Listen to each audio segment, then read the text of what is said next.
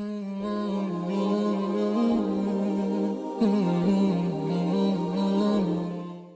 afternoon to everyone present here. Assalamu alaikum wa rahmatullahi ta'ala wa barakatuh. I, Talha Rafiq, hereby welcome everyone in this very unique and beneficial session on the topic of the reality of atheism. I also welcome our speaker for today's event, Brother Hamza Andreas Tzortzis, if I pronounce correctly. بسم الله الرحمن الرحيم إن الحمد لله والصلاة والسلام على رسول الله السلام عليكم ورحمة الله وبركاته. Respected teachers, respected students, respected brothers and sisters.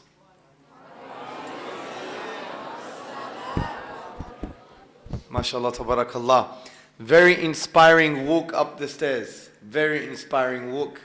I saw amazing, what do you call it? Pictures, arts. What's the English word for that stuff on the wall? I forgot now. Okay, there's obviously a difference of opinion. But khair, it's very beautiful about the hadith concerning loving the Prophet sallallahu alaihi wasallam, things about gratitude to your parents. I was observant and I'm very, very impressed. And this is a very good sign. And all of you, inshallah, are going to be the future leaders of Pakistan. Because we need leaders of Pakistan, the land of La ilaha illallah, so it could fulfill its original mandate. Because the original mandate of Pakistan was ummatic. It was for the ummah. In 1947, the partition, many people had to migrate, your forefathers. And many of them were raped and massacred and killed. And they all believed in this Medinan vision, this vision for a land to facilitate and preserve La ilaha illallah. It was for the ummah. So you need to lead the ummah. Pakistan has such an amazing ability to do so if they fulfill the potential. And the potential is sitting in this room. I became Muslim 20 years ago. I realized the fundamental timeless truth. La ilaha illallah. Muhammadan Rasulullah. And therefore, this is my country as well. Because the original mandate of this country was for anyone who says La ilaha illallah. So I'm very happy to be here. I'm very happy to see you and engage with this inspirational school. And you have to have a high vision for yourself. Because there are many challenges. Many challenges. So many different worldviews and ideologies that are trying to infect your hearts and minds. Nihilism, humanism, liberalism, secularism, atheism, all of these things are fundamentally bakwas. It's all rubbish. It is. Sometimes we have to learn to call a spade a spade. They have no intellectual foundation. It's a mirage. And people are thirsty. They're spiritually thirsty in the social and intellectual desert that we're living in. And we're not giving them the truth, and therefore they have this mirage, and when they try and find it, then they have a mouth full of sand. It just increases in the intellectual and spiritual thirst. We have a duty, my dear brothers and sisters. So what I'm going to talk to you about today is atheism. I'm going to be very honest with you. Atheism is the equivalent of believing that the world is flat. Honestly. Actually, it's probably worse. Atheism has no intellectual foundation. It's irrational. And it really makes no sense. And this is why the book of Allah subhanahu wa ta'ala hardly addresses atheism. Hardly. The main question that the Quran answers for us is, who do you worship? Because everyone is in a state of worship, whether you're an atheist or not. Whether you're an atheist or not. Whether you're a believer or not. Why? Because worship entails recognizing something the most, loving something the most, obeying something the most, and expressing acts of worship like gratitude, and extensive praise to something the most. As the famous thinker Martin Ling said, man cannot not worship. We're always in a state of worship, whether we reject Allah or accept Allah. You're still worshipping something. We're enslaved to something because we're always going to recognize something the most or know something the most. We're always going to love something the most. We're always going to obey or refer to something the most. And we're always going to direct acts of worship towards something the most, like gratitude and extensive praise. That is your object of worship. For some people, it's their nafs, it's their hawa, it's their blameworthy desires. As Allah says in the Quran, have you not seen the one who takes his hawa, his desires as his own Rabb, as his own Lord? So that's why this is the most important question. Because Allah wants people to be liberated from the shackles of the slavery to things other than Allah. Because only Allah knows them better than they know themselves. Only Allah has more affection for them than their own mothers. And only Allah truly knows what's good for them, because He is Al-Bar, the source of all goodness. He is Ar-Rahman, the intensely merciful. He is Al-Wudud, the loving, the most loving. Is this clear? And it's interesting because Islamically there is a definition for atheism, traditionally. In the traditional sciences, atheism had maybe just two terms. Ilhad, which really means godlessness or deviation. Or there was a term for a group of people in early Islam called the Dahriya. Now let's focus on the main word, ilhad, mulhid, someone who is godless. Ilhad comes from the word lahad, shares the same root as the word lahad. Do you know what a lahad is? Have you studied the fiqh of janazah? A lahad, when you build or you dig the grave, there is a side pocket that is dug. That side pocket is called the lahad. It's like a deviation. Also Allah says in the Quran, only someone imprudent, only a fool will reject the way of Abraham. And the Prophet ﷺ said in an authentic hadith in Sahih Muslim that every child is born in a state of fitrah. So the natural state of the human being is to believe, is to appreciate that Allah exists and He's worthy of extensive praise. So to go against that is unnatural. So from all of this we gather a picture of what it means to be an atheist, or the idea of atheism.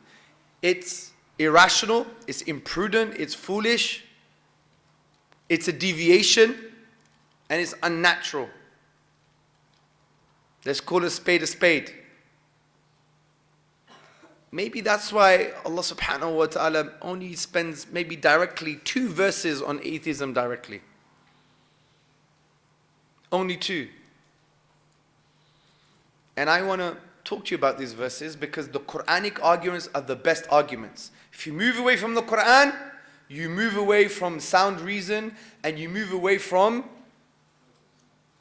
the truth. If you come closer to the Quran, you come closer to sound reason and you come closer to the truth. Is this clear? I've realized this in my life, in my journey, when I became a Muslim. I have 3 postgrads in philosophy. I'm doing my PhD. I'm not saying this to show off. I'm saying this to make you realize that I've done the work in Western academia concerning philosophy, and the Quran always comes on top. Always. You just have to reflect, ponder, tafakkur, tadabbur. And once you do that and you have a sincere heart, you're going to get so many gems. Always hold on to the Quran. And if you don't understand it, then speak to your teachers, they'll help you understand. And if you have some difficulty with the Quran, then go into sajda and ask Allah to open your heart. One of the famous scholars of Islam, when he had an issue with the Quran that he didn't know the explanation or he couldn't find an answer or something like this, he would ask Allah and he would get the answer. It's a struggle, it's an intellectual struggle. As Allah says, jihadan kabira in Surah Furqan, Allah says, to strive with it, with the Quran, jihadan kabira, a great striving. Now this is not a physical jihad, it's not a physical struggle. Allah is not saying take the Quran and start beating up people with it. Allah is saying using the arguments of the Quran. It's a great struggle. One of the greatest forms of struggle is the intellectual struggle. And that's why we need all of you to listen to your teachers, obey your parents, love Allah, and become beacons of light for the world, because atheism is infecting this community. Pakistan. A few days ago, I was at LUMS, the Lahore University of Management Sciences, the Oxford of Pakistan. You're a bit young, so I'm not going to tell you what I saw there. It was filth. Some events that were there were filthy. If you were to show it to your parents, they would probably have a heart attack. May Allah preserve them. You'd be surprised what is happening on the top level and even on the bottom level. They want to infect this beautiful country with atheism to take you away from Allah. And you defend Pakistan. You defend Islam. This is the true believer. Defend the truth. So let's defend the truth by focusing on the Quran. Allah subhanahu wa ta'ala says in chapter 52, verses 35 to 36. These ayat I have used against some of the greatest thinkers, philosophers from the humanist, liberal and atheist world, and I am telling you, they have not responded adequately. It's online, check it for yourself. You ready for these verses? You ready for your mind to be blown? Not literally. Are you ready for this? Are you ready? Yes. And did you come from nothing? Were you created from nothing? Or did you create yourself? Or did you create the heavens and the earth? بَلْ لَا يُوقِنُونَ. Indeed, you don't have any certainty. Think about what Allah is saying here. He's not even giving us an answer, He's giving us questions. Allah is teaching us how to think by raising questions. By these ayat act as triggers to awaken the fitrah, your nature. Think about it. And were you created from nothing? Did you create yourself? Did you create the heavens and the earth? Indeed, you have no certainty. This originally refers to the human being, ourselves. أَمْ خُلِقُوا, referring to something that was created, makhluk, something that is muhdath, it came into being. But you could universalize this argument. You could get the logic of the Quran and make it into a very powerful argument. So even when you're talking to an atheist, they don't have to believe in the Quran for this to be true. But the reason I'm showing you it's come from the Quran to show that the best arguments are from Allah. Is this clear? So let's universalize this argument. So Allah begins by using the word khuliqu, makhluk, something was created, it came into being, it wasn't always there. So we could apply these questions or the logic of these questions to anything that is makhluk, anything that began to exist. Is that clear? The logic of the ayah, yes, it could be applied to anything that is makhluk, that came into being. So let's apply the logic of these ayat onto the universe. But before we do that, let me summarize the logic. Let me universalize it for you. If something came into existence, meaning it wasn't there, and then it came into existence, it once didn't exist, then it came into existence, we could ask the following questions, which are derived from these ayat.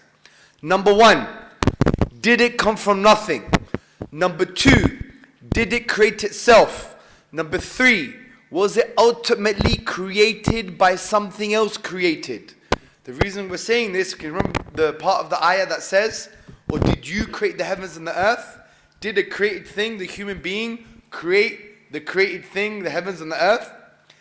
And then finally, or was it created by something uncreated? Allah. So I repeat the four questions. The thing that came into existence, was it created by nothing? Did it create itself? Was it created by something else created, or was it created by something uncreated? Is this clear?